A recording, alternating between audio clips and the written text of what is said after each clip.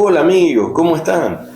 Bueno, ustedes están en el canal del Boludo Disléxico Relata y mi nombre es Alejandro Domínguez Martínez. Yo soy el autor de relatos de un disléxico que se llama Alejandro, tocayo mío, y va a relatarles a ustedes las historias que yo escribo, pero con una campera azul. Yo soy el autor y está con la campera roja. Bien, los dejo entonces ahora con el intérprete y el protagonista. Hasta luego. Hola amigos. Bueno, como ustedes habrán estado con el autor, con Alejandro Domínguez Martínez, yo les voy a contar entonces, para aquellos que recién se suman al canal, que yo soy Alejandro, pero el intérprete, el protagonista de estos relatos que él escribe. Ahora les voy a hacer un pequeño resumen, algo como para que ustedes se den cuenta de cómo va esta historia. Es una historia de un disléxico, ¿sí?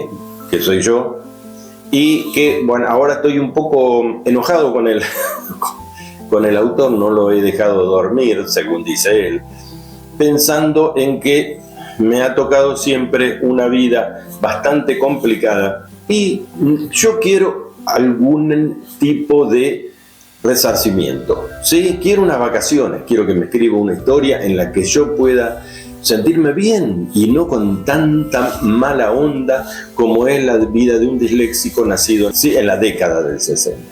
Entonces, les voy contando desde que nací hasta ahora, y en el último capítulo estábamos en que yo había dejado de trabajar, ya estaba en la escuela, conté algunas cosas y ahora yo me estaba acordando de que la escuela secundaria fue el lugar donde yo comencé mis primeras armas como periodista.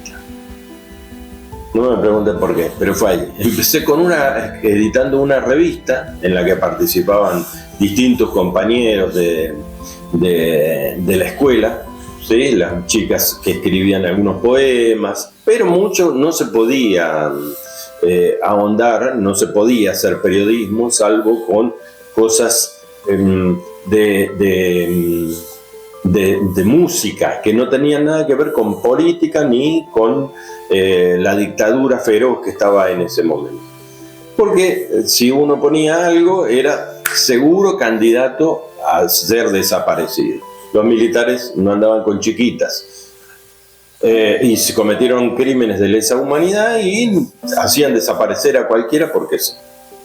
Bueno, entonces ahí comencé con esa revista, después con otros compañeros hicimos otra revista, ya un poco más interesante, pero igualmente siempre cuidando la forma.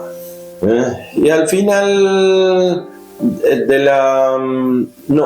ya habíamos entrado en la democracia, hicimos, esto fue en el año 83, hicimos un periódico, pero nos encontramos con el problema de que en Argentina existe lo que se llama, yo creo que debe seguir siendo igual, lo que se llama papel prensa, y en ese momento lo digitaba todo esa organización. Entonces, si uno quería sacar un periódico, dependía de que Papel Prensa le diera la autorización. Nosotros utilizábamos poco papel, pero igualmente ellos digitaban todo y no se podía imprimir nada sin que ellos dijeran que sí, y nunca decían que sí. Finalmente llegamos al momento en que termina la escuela secundaria. Cuando termina la escuela secundaria, la entrega de diplomas, yo siempre solo, no fue nadie de mi casa, siempre solo. Me entregaron el diploma, la medallita me la puso un profesor y la madre de un compañero, ¿sí? Porque, bueno, estaba la madre de mi compañero y era mi mejor amigo en ese momento y me puso la medallita. Se la di a ella, póngamela. Bueno, me la puse. Bien.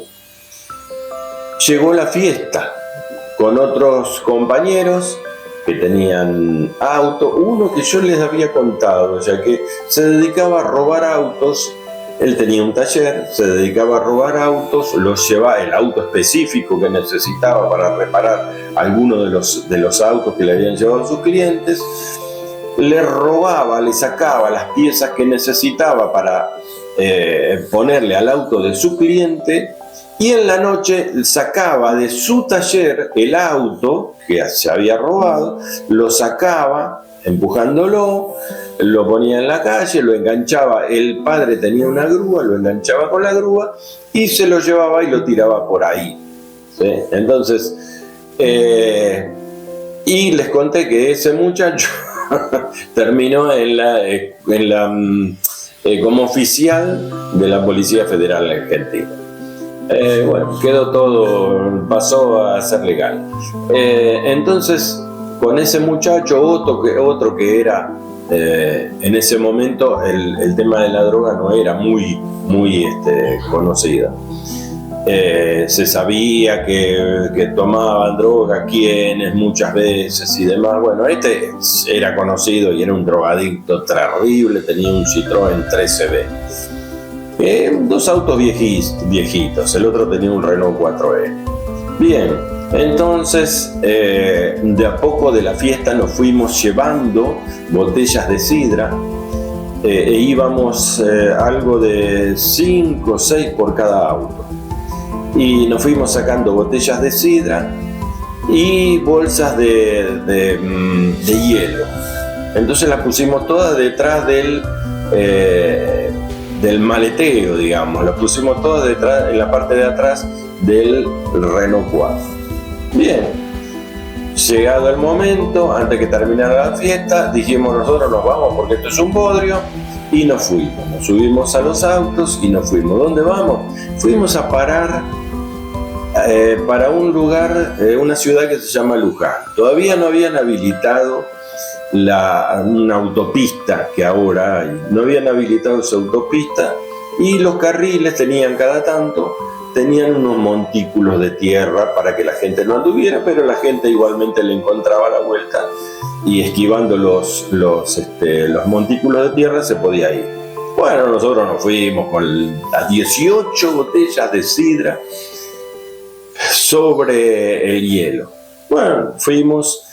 Íbamos en el viaje contentos, cantando, porque habíamos terminado la secundaria, sin saber lo que nos venía después de la secundaria, ¿no? Entonces, contentos porque habíamos terminado. Yo diría que más que nada porque nos estábamos tomando toda la sidra. Bueno, y pam, pum, puc, descorchando por la ventana las botellas de sidra, tomando. Y así fue que cada vez íbamos más rápido, y en un momento de golpe todo el mundo encima del chofer y del que estaba adelante, los frenos a full y el auto deslizándose. Bien, ¿qué pasó? Los choferes no vieron que había un montículo de tierra, y cuando lo vio con total oscuridad y las luces que había en ese momento en los autos, que eran bombitas, entonces no lo vio. Cuando lo vio ya era un poco tarde. Bueno, nos salvamos de casualidad. Bien, salimos de ahí y fuimos a parar a Luján. Llegamos a Luján y uno de los choferes ve, uno de los dos autos ve, ¡ay, el río! ¡Bum! Y decía prohibido pasar, pero era de noche, estábamos en dictadura, no había nadie en la calle, nadie, pero nadie. Abajo, bajamos al lado del río. Bien, bueno, todos contentos, qué sé yo, llegamos a la orilla del río y resulta que dijimos, bueno, cada uno fuimos a desagotar la sidra, ¿no? Entonces nos empezamos a desparramar y uno dice, mira, una pareja en la orilla de enfrente del río, y nos vemos que subiéndose los pantalones el tipo, acomodándose la mujer, y nosotros nos reíamos mucho, y el tipo se agacha así, agarra, y era una gorra, ¿sí?, de policía. Bueno, nosotros nos reímos, pero quedó ahí. Y bueno, bueno, fuimos, cada uno fue a hacer pis por distintos lugares, estaba lleno de arbustos, y cuando vamos llegando, yo cuando voy volviendo al auto, una linterna que me iluminan en la cara. Y yo digo, pará, boludo, con esa linterna, sacala de ahí. Y insistía con la linterna en la cara. Entonces le digo, basta, cuando estoy a un paso de ir a agarrarle la linterna, el tipo, el que tenía la linterna, me dice, documentos. Oh, ¿qué pasó? Pero ese documento era típico, que era militar, no quedaba otro. Bueno, eran los policías, eran los amigos del policía que estaba enfrente teniendo relaciones con una señorita. Bueno, entonces documentos, qué sé yo, esto, el otro, entonces, los tipos se iban quedando con los documentos. Estábamos en dictadura, no había forma de nada. Había que hacer lo que los autorizados a llevar armas, a portar armas, dijeran, porque si no a uno lo mataban. Era así, no había otra.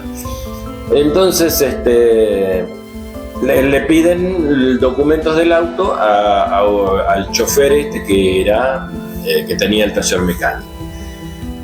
Se acabó, le mira así el otro, el policía, y le dice, pero esto es de un Fiat 600 y usted tiene un 4L. Le dice, ¿qué? Uy, perdóneme, le dice. Resulta que el muchacho tenía las cédulas verdes de los autos que tenía guardados en su taller, que eran de clientes. Bueno, saca así y le dice, pero esto es de un Renault 12.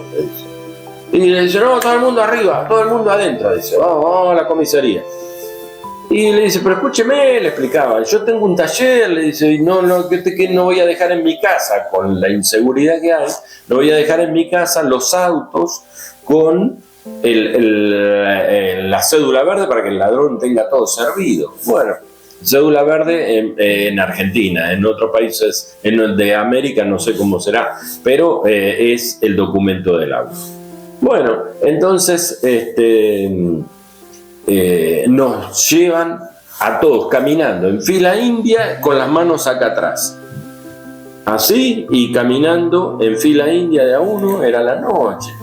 Eran, no sé, como la 1 de la mañana, 2 de la mañana.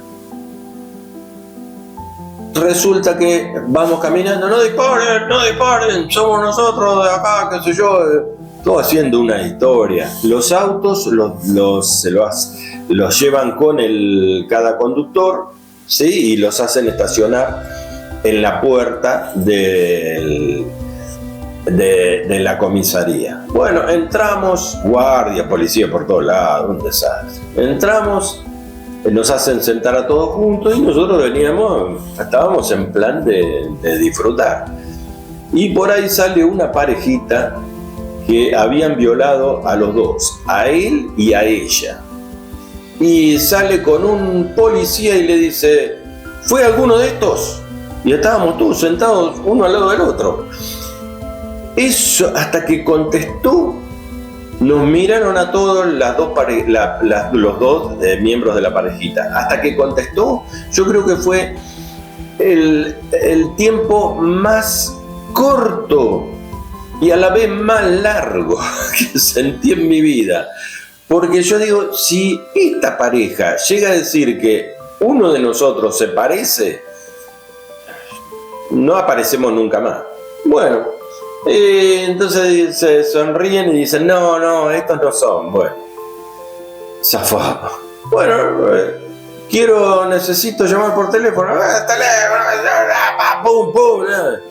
Al final nosotros no hablábamos entre nosotros, nos reíamos. No había forma. Nos metieron en un patio donde daba la puerta de un calabozo de un tipo que estaba tirado en el piso. Vaya a saber, pobre hombre, todo oscuro y el tipo estaba tirado en el piso. Y nosotros en el patio sentados. Estuvimos ahí hasta que empezó a salir el sol. Cuando empezó a salir el sol, nos dijeron, bueno, ahora se pueden ir. Ya habían cambiado la guardia, y el que cambió, al cambiar la guardia, dijeron, le dice, ¿y con estos qué hago? No sé, hacé lo que quieran. Le digo, Dios, ¿y ahora qué van a hacer con nosotros?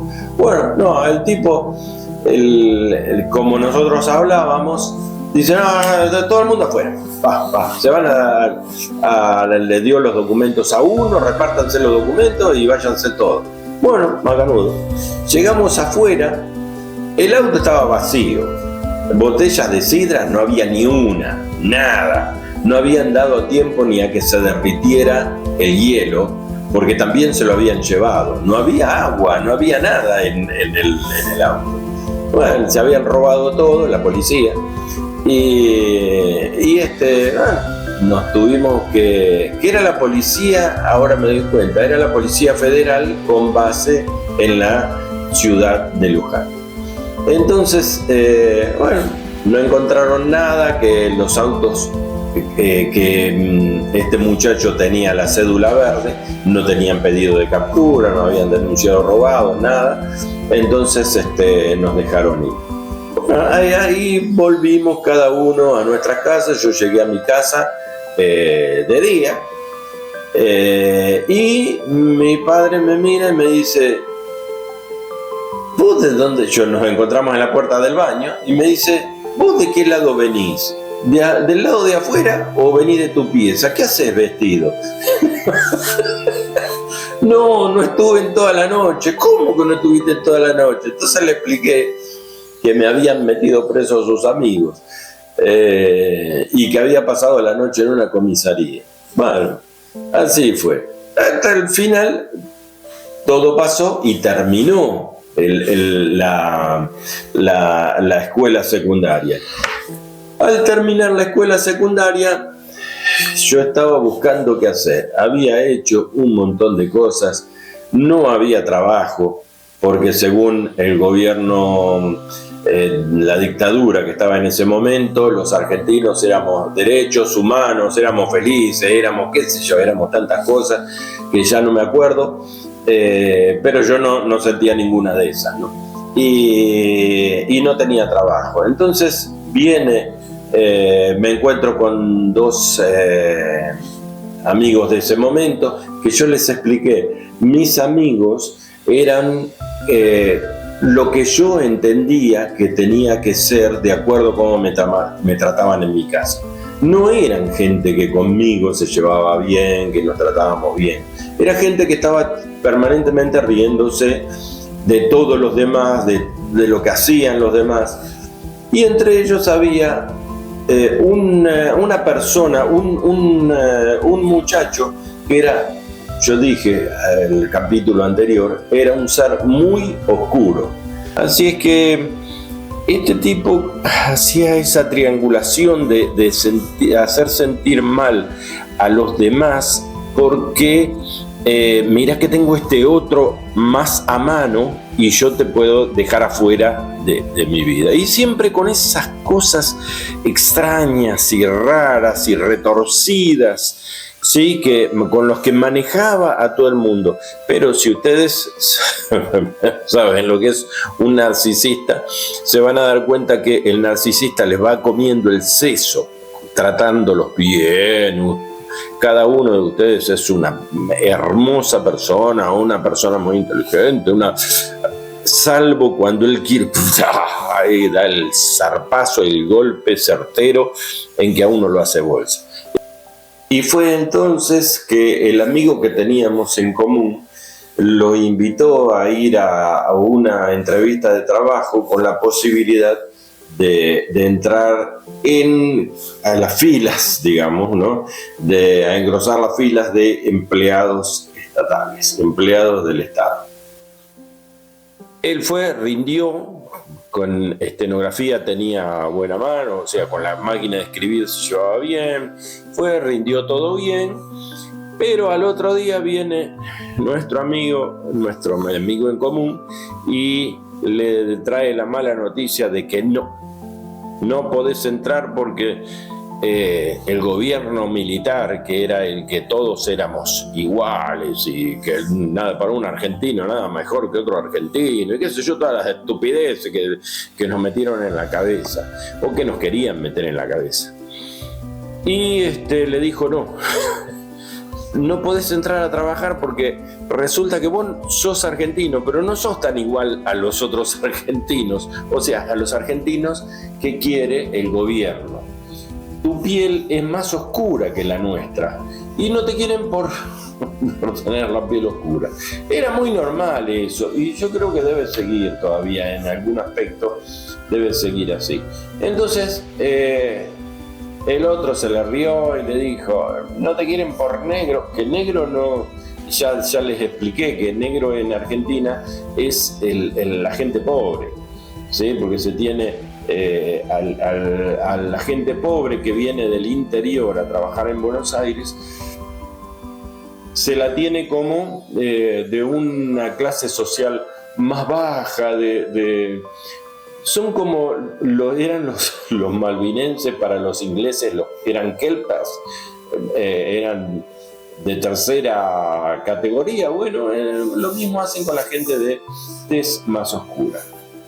La historia es que él tenía la tez más oscura, pero porque era descendiente, igual que yo, de aborígenes. La historia es que el aborigen que me tocó a mí, que era mi abuelo, era de tez blanca y el aborigen que le tocó a él era de tez oscura. Y él no quería tener tez oscura, ni quería que nadie le recordara que él tenía la tez más oscura. Pero, bueno, era su forma de ser, narcisista, la verdad que era una persona despreciable. Pero bueno, así fue que me dijo a mí si podía ir. Fui la segunda opción. Yo fui a la entrevista de trabajo, me pusieron una máquina de escribir IBM, pero aquí que era una máquina de escribir eléctrica.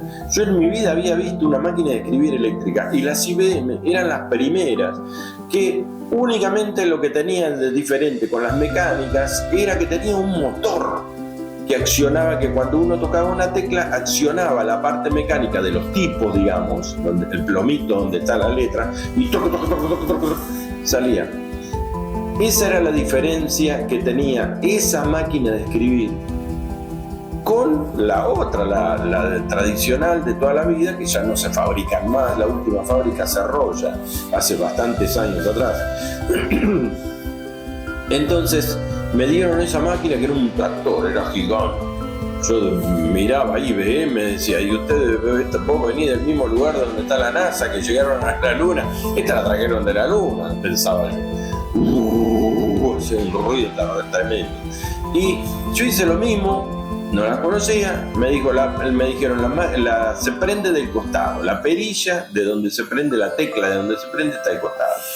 Me la pasaba, parecía que me había enamorado de la máquina, porque le pasaba la mano de un lado al otro, todo por el costado, por el otro costado, parecía que estaba tratando de excitarla la máquina, hasta que la chica que me vio me dice, está al costado pero del teclado, era arriba. Entonces bueno, la prendí así. Y resulta que yo me puse como si fuese la máquina de escribir que yo conocía y que normalmente trabajaba con estos dos dedos de la derecha y estos dos dedos de la izquierda. Entonces, pero como era semejante cosa y estaba más alta, arriba de una mesita chiquita para la máquina de escribir únicamente, puse las manos y salieron todas las teclas juntas, se me trabó la máquina, un lío bárbaro. Bueno, vino la chica y me dijo, se agachó y me dijo despacito, no tenés que poner la mano entera sobre la tecla, únicamente tenés que tocar las teclas que vas a apretar. Y cuando la vas a apretar, porque si tocas otra cosa, saltan todas, ¿ya viste? Sí, ya lo había visto, güey. Bueno, seguí haciendo la prueba, me habían dado un texto para escribir, yo... Listo, no sabía ni dónde estaba la mayúscula, no entendía nada de esa máquina infernal.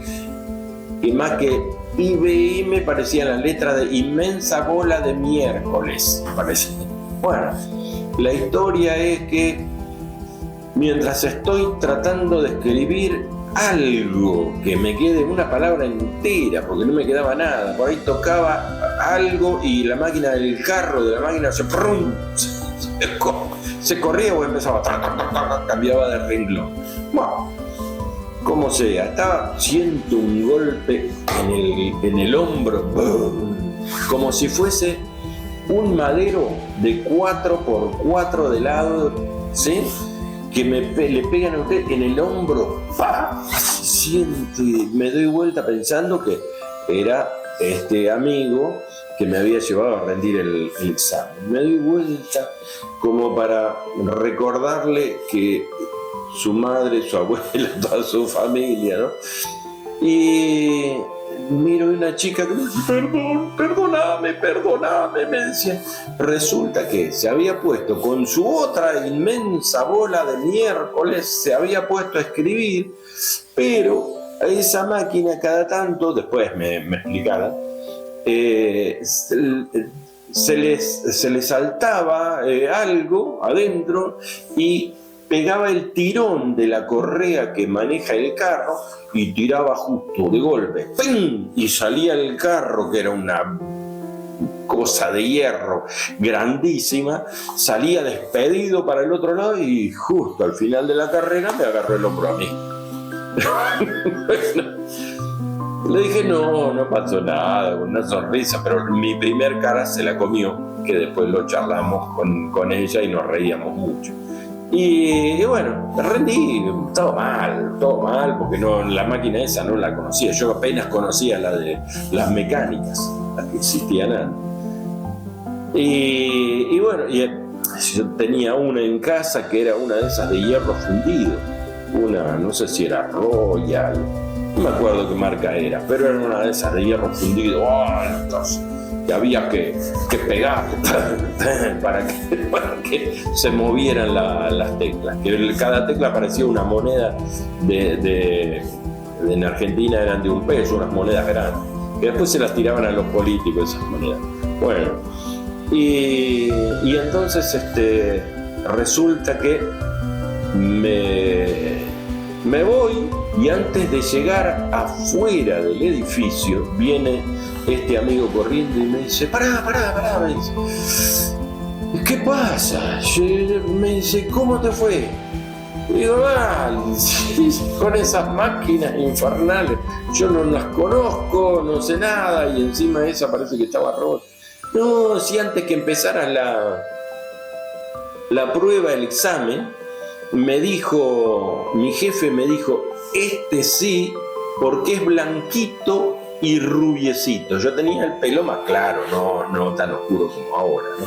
Bueno, ahora lo tengo blanco de canas. Y entonces ahí me quedé pensando y dije, mirá vos lo que es el gobierno militar que tanto habla de los argentinos, que somos derechos humanos, para un argentino no hay nada mejor que otro argentino, y toda esa porquería que nos querían meter en la cabeza, ¿cómo es siendo que a otro muchacho, por tener un color de piel oscura y saber porque él había rendido bien, no lo tomaron simplemente por su color de piel?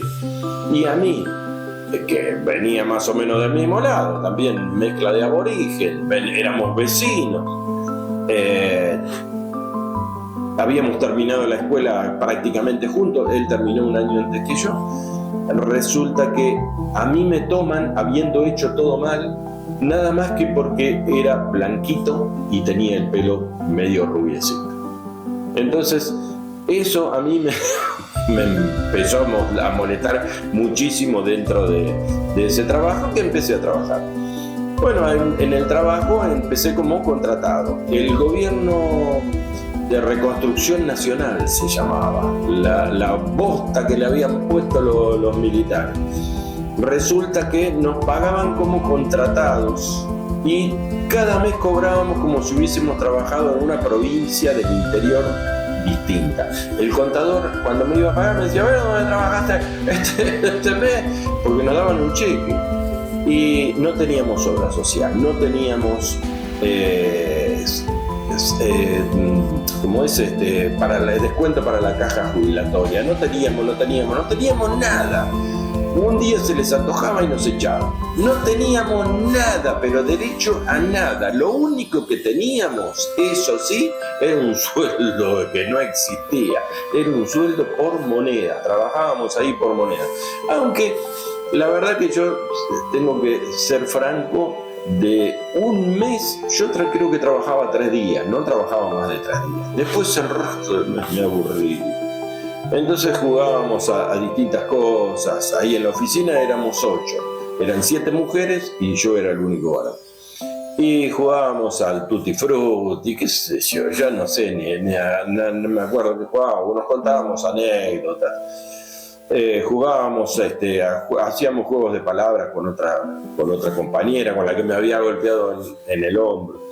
Bueno, de pronto empezaron a aparecer en los pasillos, que el edificio era un edificio viejo, empezaron a aparecer y los pasillos pasaban 2 personas justo. Entonces empezaron a aparecer mesitas de esas de las máquinas de escribir, con una máquina de escribir arriba, una silla y un chico sentado, chico o chica, ¿no? Pero un joven sentado en el pasillo. Estaban todos los pasillos ocupados en ese edificio.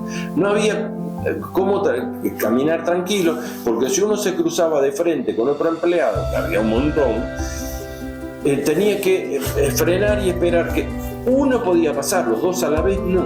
Y todos esos estaban ahí sin hacer nada, igual que yo, peor que yo.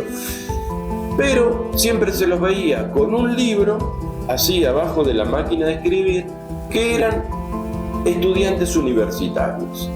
Entonces estudiaban ahí en el trabajo y cobraban el sueldo. Y cobraban un buen sueldo, tenían más categoría que yo. Y que yo que supuestamente trabajaba, ¿sí? Bueno, un día empezaron a pagarle a ellos sí y al resto, los que no teníamos acomodo, porque ellos eran todos hijos de algún político o de algún militar. ¿Por qué de algún político? Porque la dictadura fue cívico-militar. Entonces había porquería de gente civil que estaba de acuerdo con los militares en que se hiciera esa dictadura, en que se desapareciera gente, en que se hiciera terrorismo de Estado, en todas esas cosas. Entonces esa porquería de gente presentaba a su pariente, sobrino, hijo, lo que miércoles fuera, y le daban el trabajo. Entonces cobraban primero ellos y a nosotros nos iban pagando retrasado. Bueno, al final llegó un punto en que eran tantos los empleados que no alcanzaba la plata para todos. Entonces empezaron a no pagar. Y ya hacía como un mes que no cobrábamos y nosotros, los que estábamos contratados desde hacía ya bastante tiempo, necesitábamos esa plata porque era gente que no estábamos estudiando, estábamos trabajando, necesitábamos trabajar y aunque fueran pocos pesos, como no había trabajo, necesitábamos esos pocos pesos. La verdad es que un día nos organizamos, los contratados viejos, digamos, y hicimos una comisión y dijimos, vamos a hablar con el director, a pedir una audiencia con el director, que era otro porquería de estos civiles que se mezclaban entre los militares, sin ser militares, que creían ellos ser militares, ¿no? Entonces pedimos y así viene el sindicato, los representantes del sindicato, los delegados del sindicato, no nuestro porque nosotros éramos contratados, pero sí de lo que se llama planta permanente, los empleados fijos del Estado. Bueno, el Estado los sindicatos en Argentina son un desastre.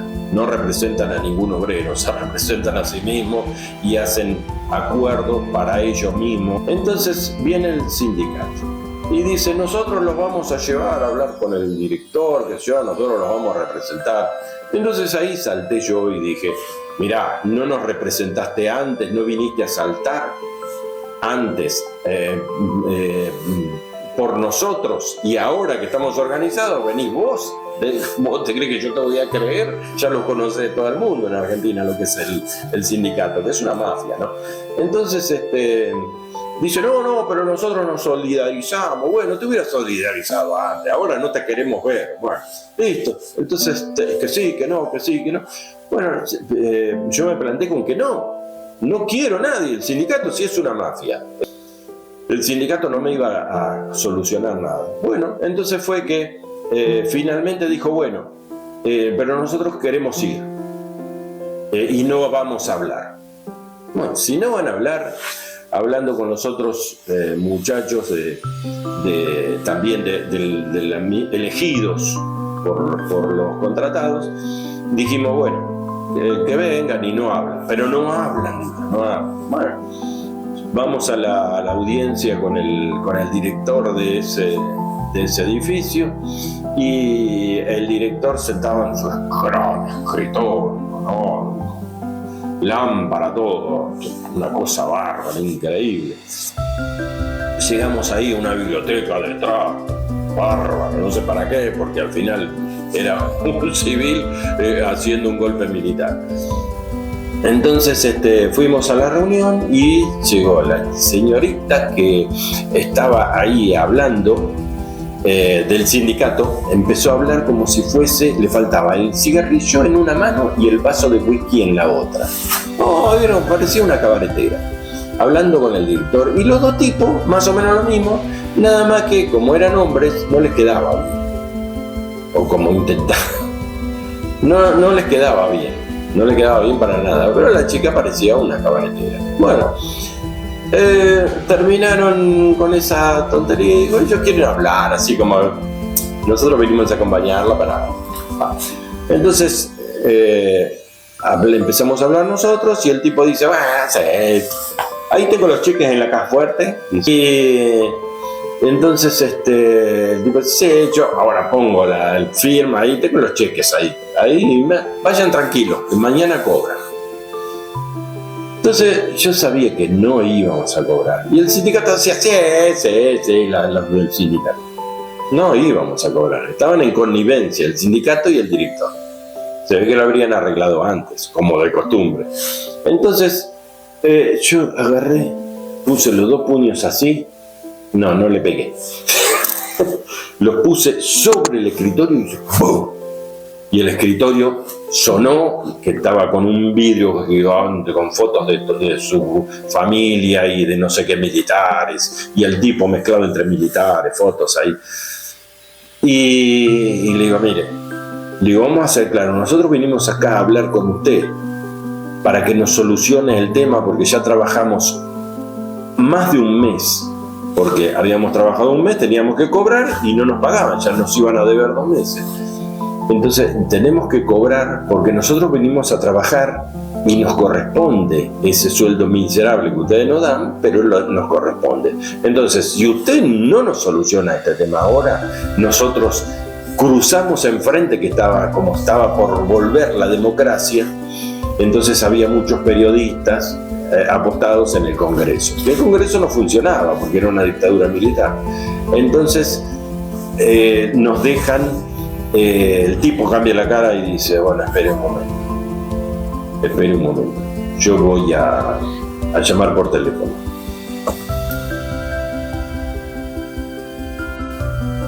El tipo agarra el teléfono y dice, tráigame la carpeta.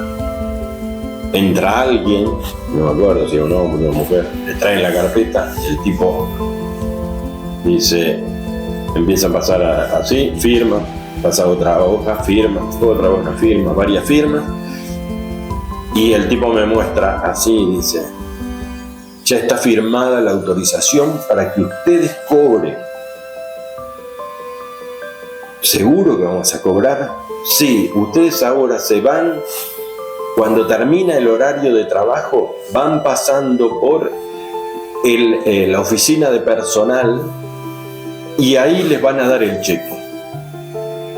Entonces ahí me di cuenta que en su caja fuerte no tenía ningún cheque, que el sindicato estaba de acuerdo con la basura de funcionario ese, que era tan basura como los del sindicato.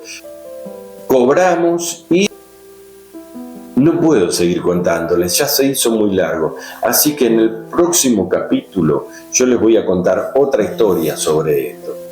Pero ahora no podemos seguir. Les recuerdo que se suscriban. Ahí está el botoncito, suscríbanse. Es gratis, no le van a cobrar nada, ni le van a llamar por teléfono, ni le van a mandar un mail, ni le van a pedir el número de tarjeta de crédito, absolutamente nada. ¿Qué les cuesta? Póngale el dedito ahí, póngale ahí, pum, pum, pum, pum, el dedito y ya está. A mí me pone sumamente feliz, porque usted si está viendo esto porque le gustaría verme feliz. Así que ponga el dedito ahí y estamos todos en paz. Y cuando saque algo, le avisan. Ahora lo voy a dejar, dejó grabado algo el autor, porque no nos llevamos bien. Yo protagonista con el autor. Así que nos vemos en el próximo capítulo. Hasta luego. Bueno amigos, llegamos al final de este relato de Alejandro, el boludo disléxico que relata, y no me queda más que recordarles que tienen que suscribirse ahí abajo. Suscríbanse y nos vemos en el próximo capítulo. Adiós, que la pasen todos ustedes muy bien y muchas gracias por llegar hasta el final. Adiós.